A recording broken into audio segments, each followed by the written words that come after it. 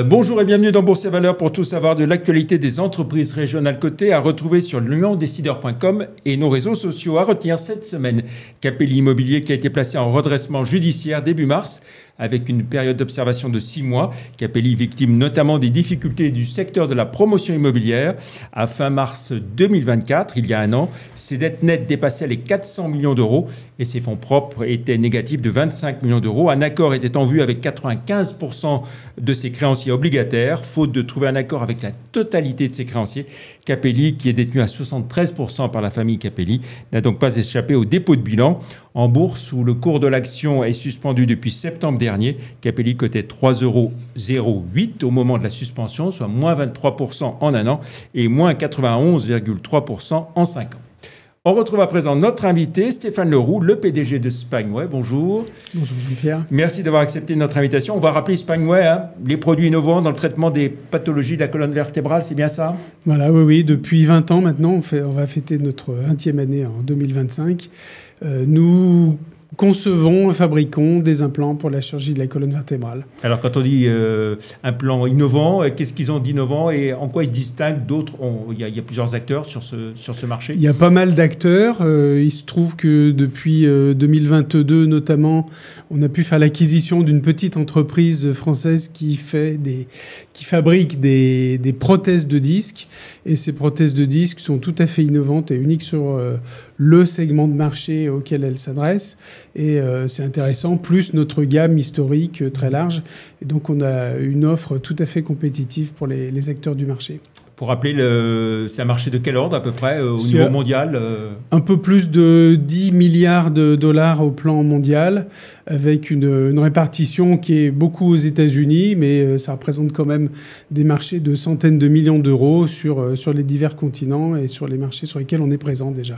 Alors, Spineway a connu une réorganisation importante, repositionnement ces dernières années, restructuration qui commence à porter ses fruits. En 2024 a été une année de croissance. Oui, belle croissance. On atteint presque 12 millions d'euros. Ça fait presque 15% de croissance organique cette année. Donc, c'est satisfaisant. Tout à fait, ouais. Comment vous l'expliquez, cette croissance alors? On commence à récolter les dividendes, les fruits. Les fruits, voilà, oui, on va pas encore parler de ce mot-là, mais à tout le moins les fruits de notre stratégie, donc établie il y a 3 ans. Forte croissance, y compris croissance externe. Et puis, en fait, l'acquisition de produits plus récents, plus modernes, uniques ou très originaux, comme j'ai dit avec les prothèses de disques, nous permet sur nos marchés de nous développer et d'atteindre cette croissance cette année. Alors en termes de résultats, vous êtes encore en négatif, mais vous avez fortement réduit vos pertes. Résultat d'exploitation, moins 800 000 € versus 4,5 millions. Et puis résultat net aussi, moins 3,9 millions, mais c'était 6,5 millions l'année d'avant. Voilà. Alors effectivement, on a mis en place une politique de rationalisation de nos coûts en 2024. Ceci s'intègre dans la phase d'intégration de nos croissances externes 2021 et 2022. Ça nous a permis donc de moins dépenser sans obérer notre capacité à investir et à développer et à avoir de la croissance future sur tous les marchés. Voilà, vous affichez 4,5 millions d'euros de trésorerie quand même. Alors une trésorerie, oui, puisque en réduisant nos dépenses et puis en augmentant notre chiffre d'affaires, en toute logique, la trésorerie s'améliore. C'est vrai qu'on avait un contrat de financement par obligation convertible. Ça, c'est connu aujourd'hui puisque ça nous a permis de sauver l'entreprise il y a quelques années.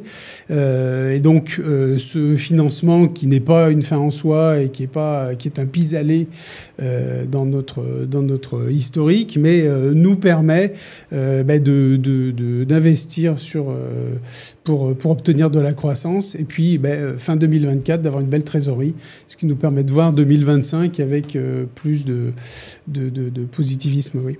Alors justement, comment se présente 2025? Quels sont vos projets, vos ambitions?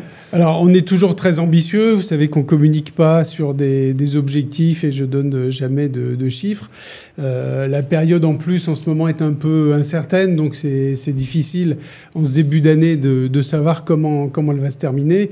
Mais on a une feuille de route bien établie avec toujours des investissements, notamment en formation, puisque c'est de cette formation des praticiens que peut se générer après notre croissance. Et puis, on doit toujours investir pas mal dans les affaires réglementaires. Il y a ce côté un petit peu absurde et très pénalisant du marquage CE et toutes les obligations qui nous sont faites depuis un tout petit nombre d'années. On continue à investir parce qu'évidemment, il faut suivre la réglementation. Et voilà, et les choses vont avancer avec cette belle feuille de route qu'on se prépare pour 2025. Avec l'idée de vous développer à l'international aussi Alors, on est toujours très présent à l'international, avec une forte présence en Amérique latine. Évidemment, on va continuer. Il y a de belles perspectives de croissance, puisque tous nos nouveaux produits ne sont pas encore aujourd'hui déployés sur tous nos territoires. Donc, on a encore des synergies à développer en 2025 et même encore en 2026. Vous parlez d'Amérique latine, Amérique du Nord et Asie Alors Asie, oui, Asie aussi, on a une présence qui est forte, même Moyen-Orient aussi sur divers pays. L'Amérique du Nord, on va être un peu plus prudent vu le contexte aujourd'hui. C'est vrai que 2025, on va surtout se focaliser sur les territoires sur lesquels nous sommes déjà. Alors les États-Unis font partie de notre feuille de route et de notre stratégie long terme, mais voilà, je ne vais pas pouvoir en dire plus aujourd'hui. Voilà. En fait. SpineWay aujourd'hui, c'est une entreprise de combien de personnes? Vous êtes installé à Écully, c'est ça? Alors on est installé à Écully, oui, depuis 2013. C'est aujourd'hui une 50aine de collaborateurs. Pas tous basés à Lyon, puisque avec les croissances externes, on a des collaborateurs qui sont un petit peu dans divers endroits de la France, y compris Paris, mais c'est pas du tout un handicap. Voilà, et qui sont en télétravail pour vous. Oui, et puis qui se rendent au siège régulièrement, et voilà, il y a zéro souci avec ça. Ouais. Très bien, merci beaucoup Stéphane Leroux. Pour finir, on jette un œil à votre parcours en bourse. SpineWay coté 0,15 € mercredi, soit plus 86% par rapport au 1er janvier, mais moins 89% sur un an, moins 100% en 5 ans. Vous évoquez ce financement obligataire. Dilutif, qui vous a, qui pénalise forcément le cours. Ça fait pas plaisir aux actionnaires, aux petits actionnaires individuels. Je l'ai dit et je le redis, oui, il faut être vigilant sur la gestion de son portefeuille en actions SpineWay. C'est vrai qu'il y a des variations qui sont fortes. Néanmoins, on voit qu'il y a quand même une liquidité qui est forte sur le cours et c'est actif. Voilà. Donc c'est positif. Et vous avez quelle part qui est officiellement en bourse dans le public? C'est quasiment l'ensemble de... D'accord. Oui. Vous-même, vous avez encore une participation significative? Non significative. J'avais une participation significative. Elle a été diluée au cours du temps, malheureusement. Mais voilà, c'est le cours des choses actuellement. Ce qui veut dire que vous êtes à la merci d'un raid un jour, de quelqu'un qui... Oui, pas forcément, puisqu'il y a quand même des aléas pour un éventuel raider. Et puis, on est sur des marchés qui sont quand même très spécifiques. Donc, la gestion des affaires, elle est fine. Voilà, je pense que c'est pas à la portée de n'importe qui non plus. C'est pas si simple. Voilà. Quand je disais un concurrent qui pourrait s'intéresser à... Oui, pourquoi pas, mais néanmoins, nous aussi, on est en capacité d'investir et moi, je continue à regarder des dossiers de croissance externe. Très bien. Merci beaucoup Stéphane Leroux d'être venu commenter votre chiffre d'affaires 2024. On se retrouve la semaine prochaine.